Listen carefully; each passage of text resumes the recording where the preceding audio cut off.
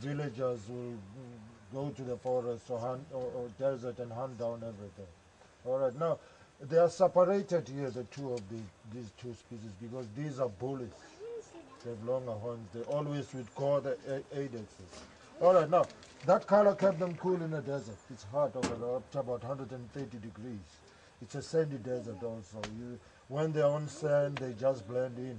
Also, they have bigger hooves, so it's easy for them to run on sand. Now, they may not drink even for lifetime because sometimes they'll be drought there from 6 to 10 years. But they will eat cactus, the melon of a desert. All right. There's other melons I grew up seeing in the Kalahari. You know, when we were go hunting with my grandpa, you know, but they've never been named in English. So I won't even go there, all right? The scimitar horn oryx, you know, like gazelles and all the family of gazelle. You know, they would outrun lions, but they won't outrun a cheetah. A cheetah always chase for smaller antelopes because cheetahs are small themselves, so they are small prey. Now, in, now there's one male over there with 6 females. Impala male will have up to about 10 female partners or his wives. So he's got 6 wives over there. All right, the impala. Everyone have horns like the scimitar we saw down there. All right, now you see they have those markings on their backside that look like they sat on a freshly painted toilet seat or a target mark. And now those are what we call the follow me marks on antelopes. You know, they all have different follow me marks, not necessarily round like this. Now, so, you know, when they migrate in the wild, you'll see every antelope, they stay with their own group, okay? Now, sometimes in the morning like this, you'll see them grazing together, mixed up with other antelopes here, impalas, gazelles, and whatever. If a lion comes charging here, you'll see everybody taking off with their own group. There's no time to look back, so those markings are just for that. All right, now, these came from Zimbabwe, Zambezi River, Victoria Falls. They have waterproof skin. They can stay in water for as long as they like. Now, those are called the water bug. Now, water bugs are also like skunks of antelopes. When chased by lions, they have that natural defense mechanism. They'll stink up, and a lion won't even eat them. Thank you very much. The only guys that will eat those are crocodiles and hyenas. Now, those are our eating machines. All right, they'll eat you whether you smell or not. The water bug. Those horns will grow up to about 5 feet, curled up like a corkscrew. All right, now, these are the second largest antelopes. All right, there's more of males, it's not the only one here. Now, you see that white vertical stripe lines on their body? That tells you that they are forest antelopes, or they come from wooded areas. As you can see, they blend in real good. Now, we'll see more. There's plenty of females down at the bottom towards the end of our tour. All right, now they were named by my people. They come from Cape Town all the way to Namibia, Southwest Africa. Now, those are, we call them Udu. Udu, which means an antelope that has curled up horns. All right, now, but now they are known as kudu because nobody knows how to say Udu like me. All right, now they will stand still or sit still like this, very still like a statue, you know, in order to blend in so other animals don't see it. All right, the kudu, or call it Udu if you can.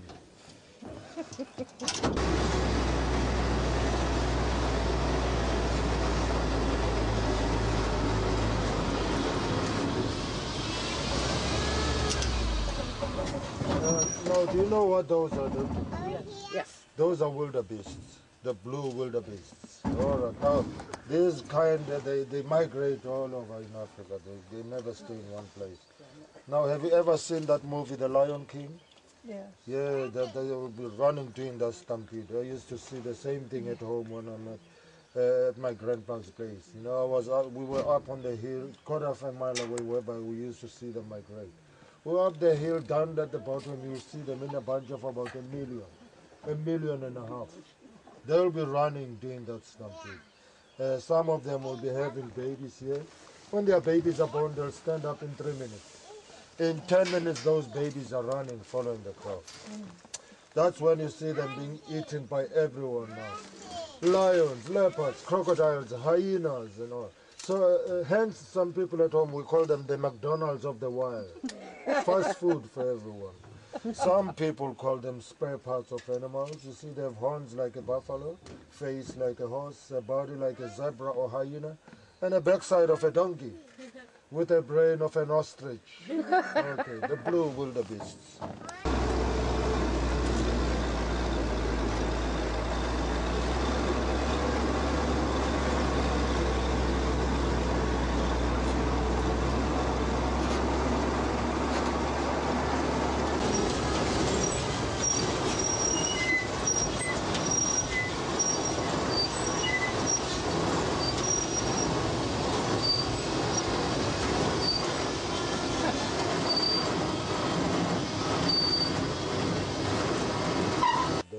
So we're gonna go see. This is an endangered species.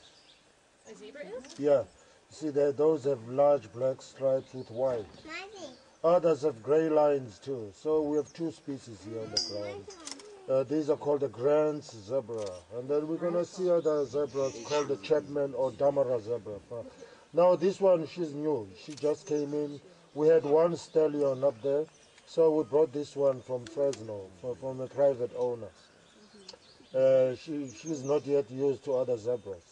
Is there one that's just been born? Yeah, it's a different species. Okay. It's called the Grand zebra. Now she was raised with the donkeys. She even have babies with donkeys. We call them zonkies.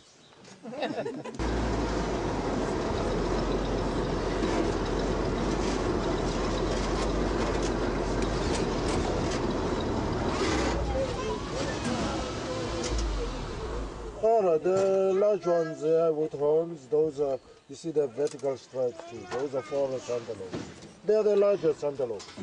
Those are what we call the eland. The owner of this place started with. They're huge. They weigh up to about 2,000 pounds. They can leap up to about 10 feet with all that weight. Now, an eland is a kind of antelope we used to capture in South Africa before cattle were introduced to us. We used to we would work with them. They would pull sleighs. We'll use them for plowing. We'll get milk from them. Also eat them like our beef. The eland, the largest. Now, that's a stallion of those ones. Of that one we saw at the bottom. You see that That's one? a stallion? Yeah, that's a stallion. That's a she down there. So we brought a she especially for him. And now you see the rest of gray lines too within them, okay? Now these are called the Chapman zebra or Damara zebra.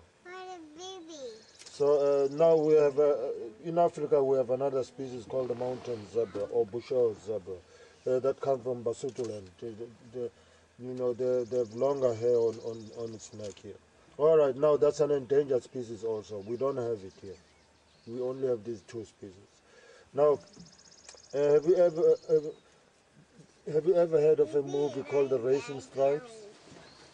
You know, that's not a real zebra anyway, because first you cannot ride on a zebra. It has a weaker spine than a horse.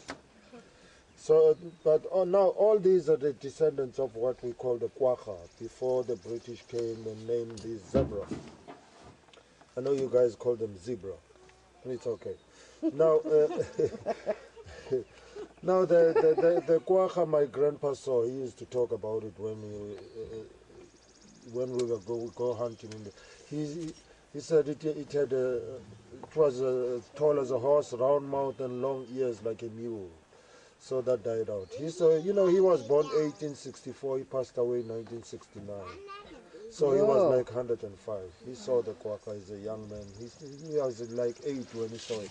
Now, like I said, you can never train or tame a zebra. They're not that everybody will be having a zebra here.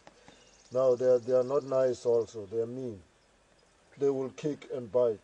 When they bite, they don't let go. They'll take a piece of you. Now, as a conservationist, my grandpa used to pick up injured animals or small animals, their mothers eaten by lions or whatever. So that day we picked up, he would bring them home, fix them, and return them back to the wild. So that day we picked up a baby zebra. You know, its mother